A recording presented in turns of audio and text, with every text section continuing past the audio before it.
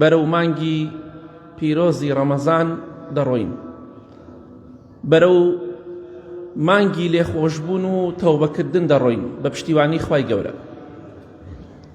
ئەی ئەو کەسەی کە ئێستا تۆبەت کردووە نوێژ دەکەی، ئەلحەمدوللا هاموشۆی مزگەوت دەکەی. ئەی ئەو کەسەی کە بڕیارت داوە لە مانگی ڕەمەزانە تەوبە بکەی، بەڵام تەوبەیەکی ڕاستەقینە. ئەی ئەو کەسەی کە تۆبەت کردووە مزگێنی بێنێت کە ڕێگای خوات گرتووە، چەند ساڵە تۆبەت کردو گەڕایتەوە بۆ لای خوا، مزگێنی بێنێت مەلایکەکانی خوا دوعای خێرت بۆکەن، چەند دوعایەکت بۆ دەکەن، داوا دەکەن لە خوای گەورە لە تۆ خۆش بێت. بەڵام چی مەلایکەیەک؟ ئەو مەلایکانەی کە عەرشی خوای گەورەیان هەڵگرتووە، کە پێغەمبەری خوا فەرمێ صلی الله علیه وسلم ئەوەندە گەورەن ئەو مەلایکانە، سەلامی خوایان لەسەر بێت، تەنها لە نەرمایی گوێچکەیانەوە، یعنی ئەم نەرمایی گوێچکە کۆتایی گوێچکەت حتاکو بانشان چەندێکە مەسافەی خۆمان چوار پێش پەنجەیە، ئەفەرمێ 700 ساڵ ڕێگا ببڕی ئەم جا دەتوانی مەسافەی ئەوەندەیان ببڕی. ئەوەندە گەورن، ئەوەندە زەخمن، سەلامی خوایان لەسەر بێ. ئەو هەشت مەلایکەیە کە عەرشی خوای گەورەیان هەڵگرتووە، گەورەترین مەخلوقی خوا، ومن حەولەه، ئەوانشی کە بە دەوری عەرشی خوادان، هەر هەمویان چی دەکەن؟ ئەو مەلایکە گەورانە خوا مسەخەری کردووە بۆ چی؟ خوای گەورە دەفەرمێ وەیەستەغفیرون للذین ئامنوا،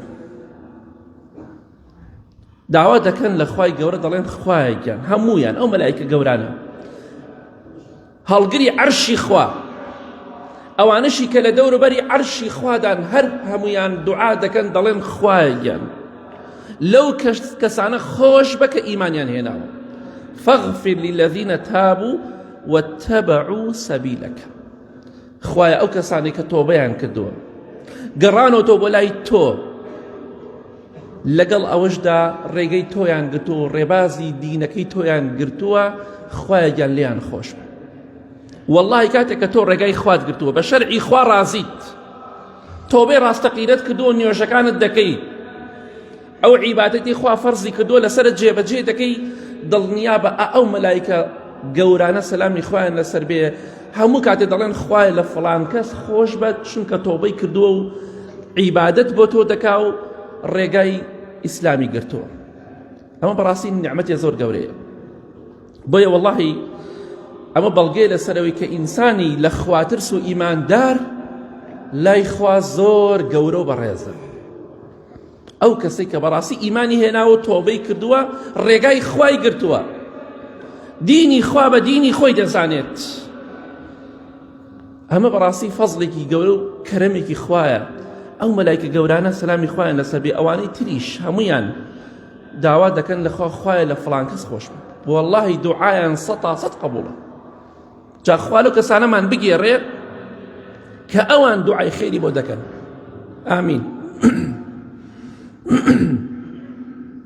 خوای گەورە دەفەرمێ ئەو مەلایکانەی کە عەرشی خوای گەورەیان هەڵگرتووە، و ئەوانشی کە لە دەوروبەری عەرشی خوای گەورەدا دەسوڕێنەوە، لەو دەوروبەرەدان، هەر هەمویان بەڕاستی خوای گەورە و میهرەبان ڕێزێکی تایبەتی لێیان گرتووە، زۆر لە خوا نزیکن، بەڵام لەگەڵ ئەوەشدا خوا ڕێزێکی تایبەتیشی لە ئێمە گرتووە، فەرمانی بەوان کردووە، چونکە بەبێ فەرمانی خوا ئەوان یەک شتێک ناکەن.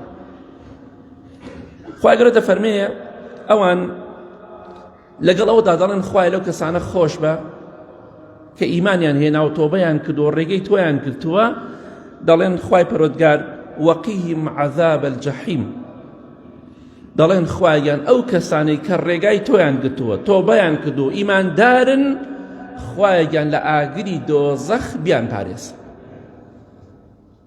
واللهی خۆت ئەو دوعایە بکەی، لەوانەیە بڵێ خوا قبوڵی نەکات لێم، بەڵام دڵنیا بە مەلایکەی خوا دوعا بکە، ئەو مەلایکانەی کە لە خوا ئەوەندە نزیکن، ئەوەندە گەورە و زەخمن، سەلامی خوایان لەسەر بێ، ئەڵێن خوایان فڵان کەس و فڵان کەس و فڵان کەس لە جەهەنەم پارێز،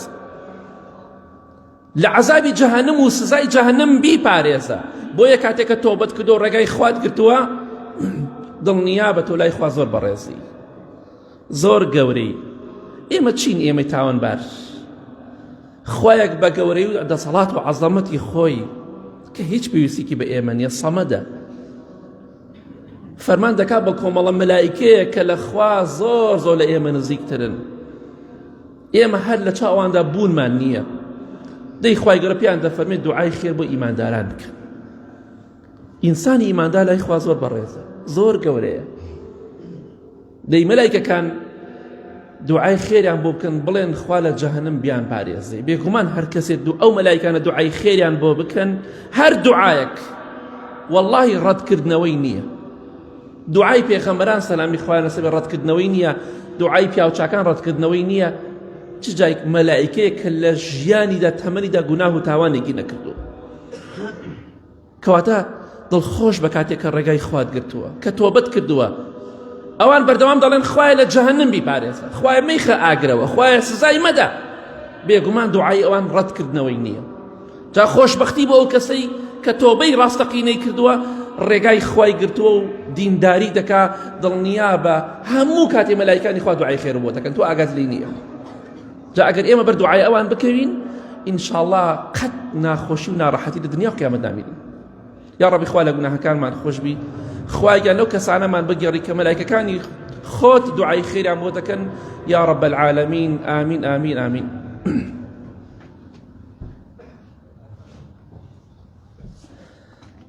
الحمد لله والصلاة والسلام على رسول الله وعلى آله وصحبه ومن والاه. خوایان سپاس بۆ تۆ کە ئێمەت بە ئیمانداری دروست کردووە. یا رب العالمین، حەمد و سەنا بۆ تۆ. بەڕاستی واللهی ئەو کەسانی کە ئیماندارن، ئەو کەسانی کە نوێژ و عیبادەت و خواپەرستی دەکەن و بەردەوام کاتێک گوناه و تاوان دەکەن دەڵێن خوای لێمان خۆش بە. ئینسان بەردەوام دەبێ بڵێ خوای لێم خۆش بە. خۆشەویستی خوا صلی الله علیه وسلم ڕۆژانە 70 100 دەیفەرموو خوای لێم خۆش بە. ئەگە تۆ وابووی دڵنیا بە خێر و بەرەکەت ڕژاو بەسەرتە. جا ئەو مەلایکانی کە عەرشی خوای گەورەیان هەڵگرتووە، سەلامی خوایان لەسەر بێ، و ئەو مەلایکانشی کە بە دەوری عەرشی خوای گەورەدان. ئەزانی عەرشی خوا چەندێک گەورەیە؟ پێغەمبەری خوا فەرمێ صلی الله علیه وسلم، حەوت طەبەقەی ئەرز و ئاسمان، حەوت طەبەقەی ئاسمان چەندێک گەورەی؟ بەم هەموو گەورەیەوە بیخەیتە بان عەرشی خوا وەکو وای بڕۆیتە سەحرایەکی زۆر کاکی بە کاکی لە سەحرایەکی چۆڵە لە بیابانێکە.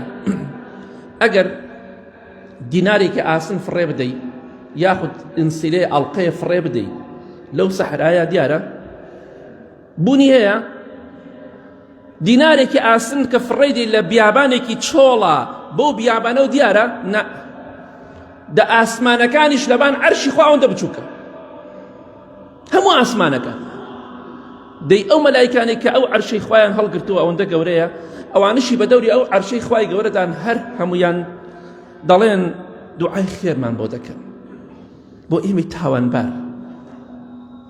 دەڵێن ربنا وأدخلهم جنات عدن التي وعدتهم ومن صلح من آبائهم وأزواجهم وذرياتهم.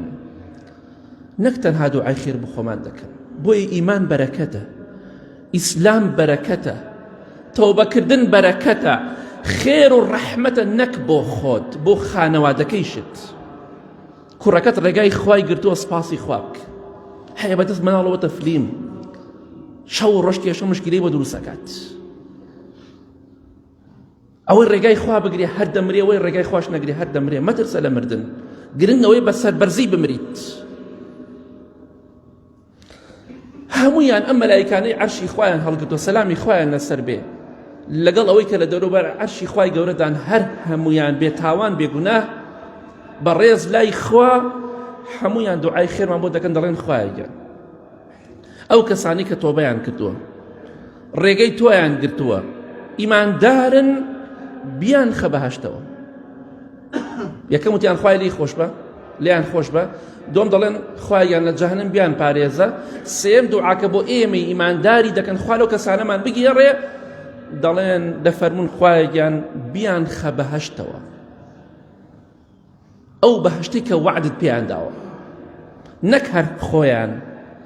تۆ ئیماندار بی، خوای گەورە ئەو مەلایکانەی مسەخەر کردووە نەک دوعا بۆ خۆت بکەن، دوعا بۆ خانەوادە و کەس و کارەکەشت دەکەن. دەڵێن خوایە گیان بیان خە بەهەشتەوە، ئەو بەهەشتەی کە وعدت پێیان داوە. ومن صلح من آبائهم وأزواجهم وذرياتهم، خوایە گیان خۆیان، باوکیان، باپیریان، حتا دەڕوات، خێزانەکانیان، هاوسەرەکانیان، پیاوەکانیان، کوڕەکانیان، کچەکانیان، نەوەکانیان، هەر هەمووی خوایە بخە بەهەشتەوە.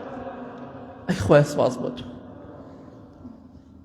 چەند خۆشە تۆ ئیماندار بە، مەلایکە دوعای خێر بۆ باوکیشت دەکات، بۆ دایکیشت دەکات. خوایان تەنها خۆیان مەخە بەهەشتەوە، چونکە ئەوانە ئیماندارن، تۆبەیان کردووە، ڕێگای خۆیان گرتووە، خۆیان و باو باپیر و ماڵ و مناڵ و خێزان و هاوسەر و پیا و هەمووی بخە بەهەشتەوە، نەک هەر ئەوەندە بەڵکو خوایە نەوەکانیشان بخە بەهەشتەوە، کوڕەزا و کچەزاکانیشان بخە بەهەشتەوە، ئەوانەی کە چاک و ئیماندارن. چیمان دەوێ ئێمە؟ ئەگەر لەم کەسانە بین بەختەوەرین. ئەی سپاس بۆ تۆ خوایە، خەڵکانێک هەیە ئاژەڵە پەرستن، بتە پەرستن، قەبرە پەرستن. ئەگەر ئێمە خوا بپەرستین، ڕێگای خوا بگرین، والله دەبینە خێر و بەرەکەتێک بۆ خۆمان و بۆ خانەوادەکەیشمان. والله جاری وایە بەهۆی یەک ئینسانێک لە ئێمەوە خوای گەورە باو باپیر و ماڵ و مناڵمان دەخاتە باشتەوە. ئەوە تا ڕوون و ئاشکرایە. ئەوان دوعات تەنها بۆ خۆمان ناکەن، مەلایکەکان سەلامی خوایە لەسەر بێ. خوای بەتەنها مەیان خە بەهەشتەوە، باو باپیریشیان لەگەڵا بێت، دایک و نەنگشیان لەگەڵا بێ، کوڕ و کچ و کوڕەزا و کچەزایشیان لەگەڵا بێ، خێزان و هاوسەریشیان لەگەڵا بێ، کەواتە ڕێگای خوا بگرە، بەرەکەتە، دڵنیا بە پەشیمان نابیتەوە ئینشاءڵڵا، نە لە دنیا لە لە قیامەت. ئەو مەلایکانەی کە عەرشی خوای گەورەیان هەڵگرتووە سەلامی خوایان لەسەر بێ، لەگەڵ ئەوانەی دەوروبەری عەرشی خوای گەورەدا دوعایە تریشمان بۆ دەکەن. دەیەها و سەتەها دوعای تریش هەیە باس نەکراوە کە بۆ ئێمەی دەکەن، بەس ئەمانە قبول بێ بۆ ئێمە زۆریشی زیادە. خوا لێمان خۆش بێ و بمان خاتە بەهەشتەوە، لەگەڵ خۆمان و خانەوادەکەمان لە جەهەنەم ڕزگارمان کە، ئەمە نیعمەتە گەورەیە، تر چیمان دەوێ ئێمە؟ ئەو مەلایکانە سەلامی خوایان لەسەر بێ دەفەرمون وەقیهم السەیئات ومن تقی السەیئات یومئذ فقد رحمته وذلك هو الفوز العظیم. خوایان لێیان خۆش بە لە ئیمانداران، لە جەهەنەم ڕزگاریان کە بیان خە بەهەشتەوە لەگەڵ خانەوادە و خێزان و کەس و کارەکەیاندا، لەگەڵەوەشدا خوایان وەقیهم السەیئات، خوایان لە ڕۆژی قیامەتە لە سزای تاوان بیان پارێزە، لەسەر تاوانەکانیان سزایان مەدە، مادەم ئیمانیان هێنا و تۆبەیان کردو ڕێگەی تۆیان کردووە، خوایان لە سەرنجامی خراپی تاوان بیان پارێزە، واتە لەسەر تاوانەکانیان سزایان مەدە، چونکە هەر لەو ڕۆژەدا هەر کەسێک خوابی پارێزێ لەوەی سزای بدات لەسەر تاوانەکانی بێگومان سەرکەوتوو بووە، چونکە خوای گەورە پاراستوێتی، لەسەر تاوانەکانی سزای نادات، عقوبەی نادا، تۆڵەی لێ ناکاتەوە.